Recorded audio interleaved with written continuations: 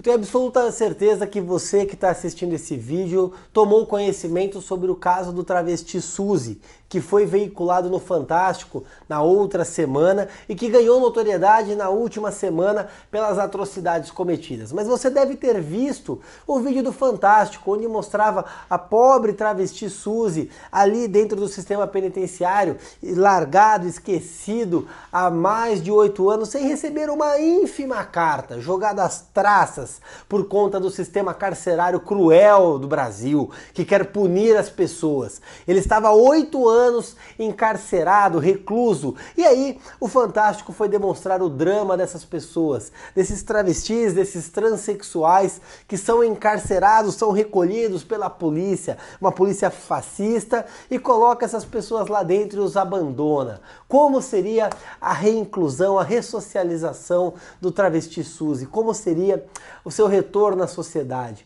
Como essa pessoa poderia se ressocializar se ninguém queria dar um abraço, exceto o Drauzio Varela, muito gentil, médico garboso, foi lá e deu um abraço no travesti, se ninguém mandava uma carta? E logo na sequência, o portal da Globo foi lá enaltecer mais de 200 cartas enviadas ao travesti depois da grande gentileza do Drauzio Varela. O que faltou a matéria do Fantástico falar é que se tratava, na verdade, de um homicida, de um estuprador de crianças, de um monstro que ocultou o cadáver de uma criança de 9 anos após estuprá-la e matá-la. Esse é o crime daquele monstro, que o Fantástico não quis mostrar. E aí querem fazer crer que a equipe de produção do Fantástico foi negligente. A Rede Globo, com toda a sua equipe de advogados, todos os seus profissionais de jornalismo, sua equipe de investigação, não tomou o cuidado de saber qual era o crime que aquele monstro tinha cometido.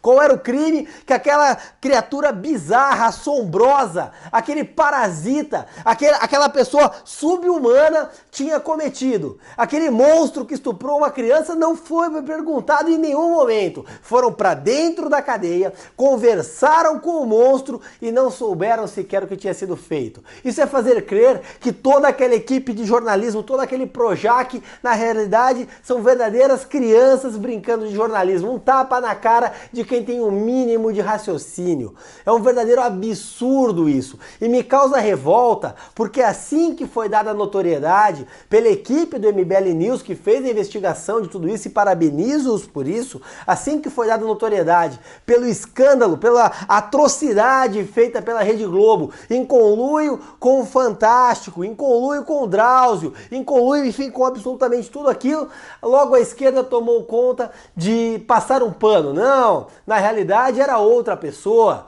O assassino estuprador de criança não era o travesti Suzy que foi investigado pelo Drauzio. Logo trataram de ir falando, não, isso tudo é mentira, é fake news. Canalhas, canalhas, a sua mentira tombou com a própria nota de retratação do Drauzio, onde não se retratou muito bem, mas disse o seguinte, vamos lá, abrindo aspas para o Drauzio Varela. Há mais de 30 anos frequento presídios, onde trato da saúde de detentos e detentas. Em todos os lugares em que pratico a medicina, seja no meu consultório ou nas penitenciárias, não pergunto sobre o que meus pacientes possam ter feito de errado. Sigo essa conduta para que meu julgamento pessoal não me impeça de cumprir o juramento que fiz ao me tornar médico. No meu trabalho na televisão, sigo os mesmos princípios. No caso da reportagem veiculada pelo Fantástico na semana passada, não perguntei nada a respeito dos delitos cometidos pelas entrevistadas.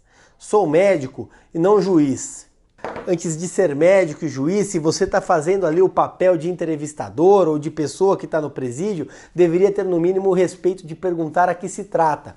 E na condição de médico, na condição de pessoa da saúde, deveria ter o mínimo de compaixão pelas vítimas que aquele monstro fez. Porque imagine, você, doutor Drauzio, e vocês, equipes do Fantástico, como fica a memória do pai e da mãe que tiveram o filho estuprado e assassinado por aquele monstro?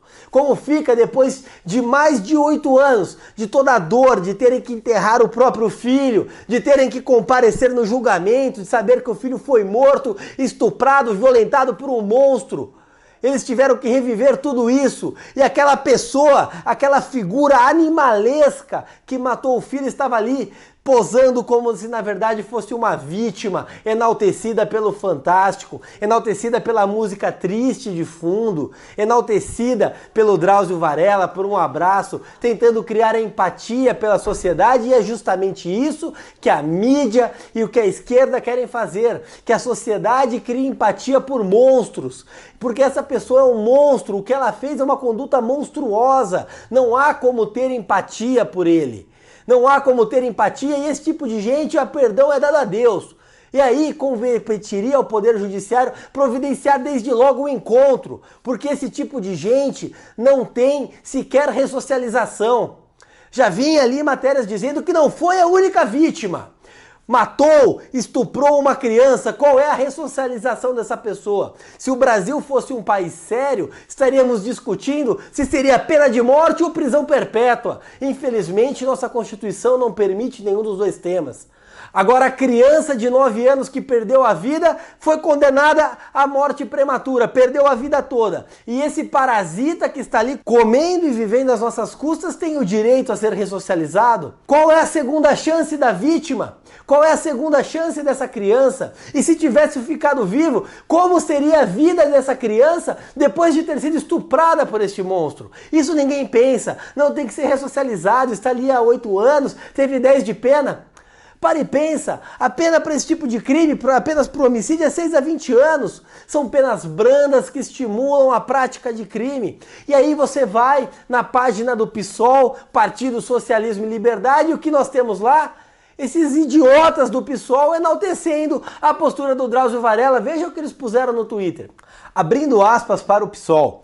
Em tempos de conservadorismo, é fundamental disseminar o respeito e empatia. Respeito e empatia por quem, seus canalhas? Respeito e empatia por quem estupra uma criança? Porque não leva ele pro diretório do teu partido, coloca para cuidar dos teus filhos, coloca para cuidar da tua filha, do teu enteado, da tua sobrinha, leva para tua casa esse monstro.